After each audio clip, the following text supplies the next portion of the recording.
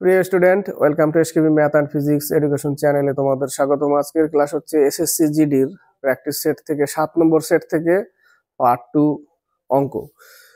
তো জিডির পরীক্ষা তো বেশি দিন নেই, তো শুরু করা যাক সময় নষ্ট না করে। 7 নম্বর প্র্যাকটিস সেট পার্ট 2 অঙ্ক, 11 নম্বর 12 নম্বর দুটো অঙ্ক দেখছো। প্রথম 11 নম্বর অঙ্ক কি বলেছে? বলেছে কিছু পরিমাণ অর্থ সরল সুদে 2 বছরে 3 গুণ হয়, একই সরল সুদের হারে কত সময় এটি দ্বিগুণ হবে? এর একটা সূত্র আছে, সূত্রটা মনে রাখবে। n1 - 1 by t1 equal n2 - 1 by t2। এখানে n অর্থাৎ হচ্ছে গুণ, অর্থাৎ এই যে কত গুণ বলেছে, 3 গুণ, তাই না? এটা হচ্ছে গুণ, আর t1 একটা বছর আর t2 দ্বিতীয় বছর, ঠিক আছে? তো 20 বছরে 3 গুণ হয়, তাহলে আমি প্রথমটা লিখবো 3 - 1 কত বছর 20 গুণ, অর্থাৎ t1 এর মান 20। শেষে কি বলেছে, এটি দ্বিগুণ হবে, অর্থাৎ n2 এর মান 2 - 1 কত বছরে, t2 কত বছরে, অর্থাৎ t2 বের করতে হবে, তাই না? তো উপরে থাকছে কত, 2/20 ইকুয়াল 1/t2, 10 দুগুণে 20, তাহলে t2 এর মান কত, 10 বছর। t2 এর মান 10 বছর। 12 নম্বর ম্যাথ বলেছে 680 টাকাকে এ বি ও সি এর মধ্যে এমন ভাবে ভাগ করা হলো যাতে এ বি এর 2/3 অংশ। আমি লিখছি এ বি এর 2/3 অর্থাৎ 2b/3। আবার বলেছে বি সি এর সি অর্থাৎ c/4 লিখবো, 1 আছে উপরে, তারপর সি এত অংশ পায়। তাহলে এখান থেকে আমরা কি করবো, আগে অনুপাতটা বের করব। তাহলে এ সমান সমান পাচ্ছি কত, 2, আর বি সমান সমান পাচ্ছি 3, আর এখানে বি সমান সমান পাচ্ছি 1, আর সি সমান সমান পাচ্ছি 4। তাহলে 2:3 আর 1:4 দ পদ্ধতিতে বের করো। 2:3:12 অর্থাৎ টোটাল যোগফল কত, 17। বি এর টাকা চেয়েছে, তাহলে বি হচ্ছে 3 অনুপাত, যোগফল 17 ইন্টু 680 টাকা, 468, 3 4 12, 120 টাকা। কত টাকা, 100। 13 নম্বর 14 নম্বর 13 নম্বরে দেখো বীজগণিতের অঙ্ক, একটা ফর্মুলায় ফেলানো আছে অঙ্কটা। বলেছে x² plus 4y² equal 4xy। তাহলে x:y সমান সমান কত হবে, এটাকেই ফর্মুলায় ফেলানো আছে। কি ফর্মুলায়, দেখো x² minus 4xy 4y² equal 0, তাই না? এটাই ফর্মুলায়, কি ফর্মুলায় ফেলা আছে, x - 2y এর হোল স্কোয়ারে ফেলা আছে। এটাকে ভাঙো, দেখো এই লাইনটা হবে, কি লিখবো, a² প্লাস b²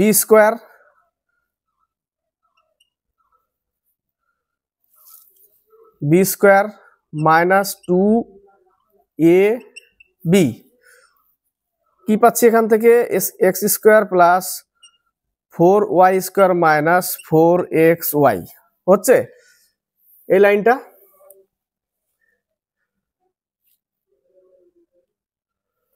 ও সরি, এই জায়গাটা মাইনাস হবে, প্লাস হবে, হচ্ছে এই লাইনটা। না, কি করলাম, সরি, ঠিকই তো করেছিলাম, আবার ভুল লিখলাম কেন। এই 4xyটাকে এই পাশে নিয়ে এসেছি, ওই লাইনটাই হয়েছে এখানে। তাহলে এখান থেকে, তাহলে এটা সমান সমান আমি কি লিখতে পারি, এটা সমান সমান এই লাইনটা লিখতে পারি, অর্থাৎ এই লাইনটা সমান সমান এটা, বা এই লাইন সমান সমান এটা, তাই না? তাহলে ইকুয়াল 0। তাহলে এখান থেকে আমি কি পাবো, x - 2y equal 0। 0 root over করলে 0 করলে 0ই, তাহলে ইকুয়াল 0। তাহলে x ইকুয়াল টু 2y, তাহলে x সমান সমান 2 আর y সমান সমান 1। তাহলে অনুপাত হচ্ছে 2:1। কত, 2:1 অনুপাত। নেক্সট অঙ্ক বলেছে পেট্রোলের দাম 25% বৃদ্ধি পায়, একজন গাড়ি মালিকের পেট্রোলের ব্যবহার কত কমাতে হবে যাতে পেট্রোলের খরচ বৃদ্ধি না হয়। সেই এগুলো অঙ্ক দেয়। তার মানে আমরা এক জানি, বৃদ্ধি সমান সমান কি লিখবো, 100 প্লাস r ইন্টু 100, এটা হচ্ছে বৃদ্ধি। আর হ্রাস যদি আমরা লিখতে যাই, তাহলে r/100 মাইনাস r ইন্টু 100, এটা হ্রাসে। তো বৃদ্ধি বলেছে যেহেতু, তাহলে আমরা এই ফর্মুলায় লিখবো। তাহলে 25/125 ইন্টু 100, তাহলে 5 × 25 = 125, 5 × 20 = 100, 20%।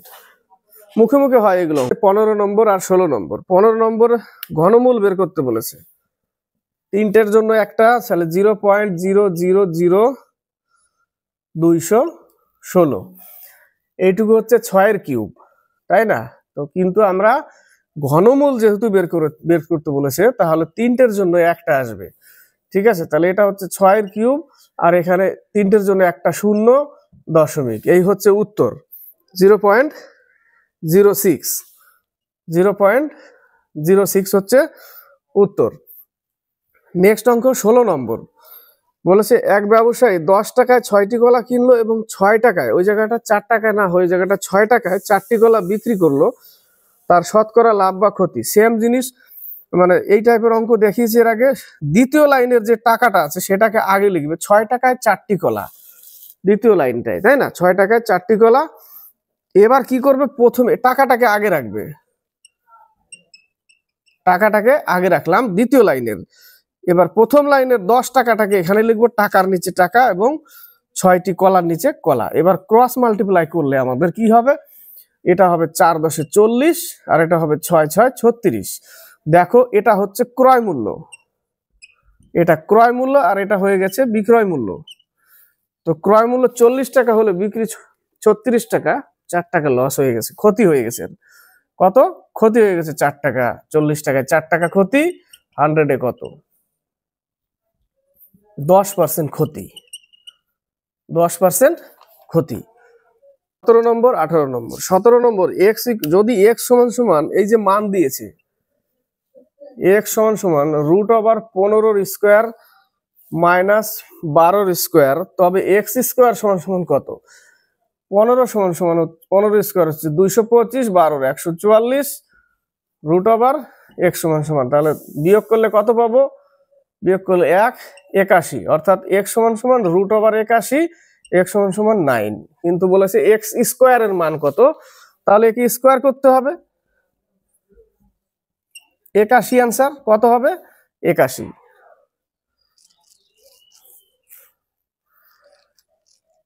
নেক্সট অঙ্ক 18 নম্বর। 18টা ছাড়া পড়ে যাচ্ছিল। বলেছে প্রথম 5টি স্বাভাবিক সংখ্যার বর্গের গড় নির্ণয় করো। 5টি স্বাভাবিক সংখ্যা প্রথম, তাহলে 1-এর স্কোয়ার, 2-এর স্কোয়ার, 3-এর স্কোয়ার, 4-এর স্কোয়ার, 1 2 3 4 5-এর স্কোয়ার, তাই না? এটা পরপর সংখ্যার কি বলেছে, বর্গের গড়, মানে যোগ করতে হবে আমাকে স্কোয়ার করে। তাহলে এখানে পাবো 25, 16, 9, 4, 1। টোটাল যোগফল করলে আমার কত হবে? এটা হবে 14, 30, 55। 55কে আমাকে কি করতে হবে? 5 দিয়ে ভাগ করতে হবে, 5টা বলেছে, তাহলে উত্তর হবে 11। গড় কত? 11।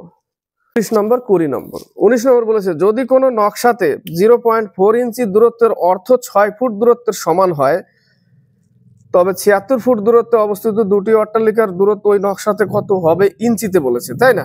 তাহলে 6 ফিট সমান যদি 0.4 ইঞ্চি হয়, 4 ইঞ্চি হয়, তাহলে 1 ফুটে কত? ঐকিক নিয়মে একটু সাজিয়ে দিচ্ছি, তাহলে 76 ফুটে কত?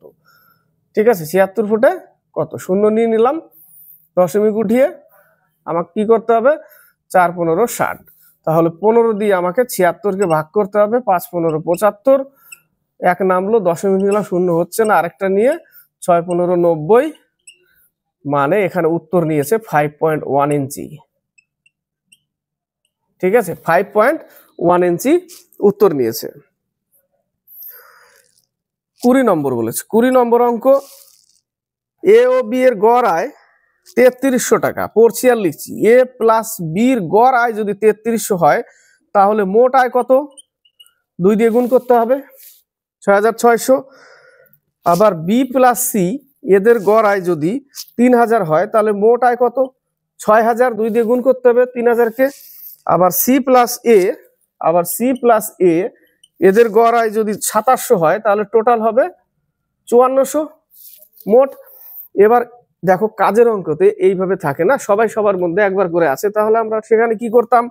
2 × a plus b plus c equal, এটার যোগফল করতে হবে, টোটাল যোগফল কত? 18000। টোটাল যোগফল 18000। তাহলে এ প্লাস বি প্লাস সি সমান সমান আমি পাবো কত? 9000। তাই না? 9,000 টাকা।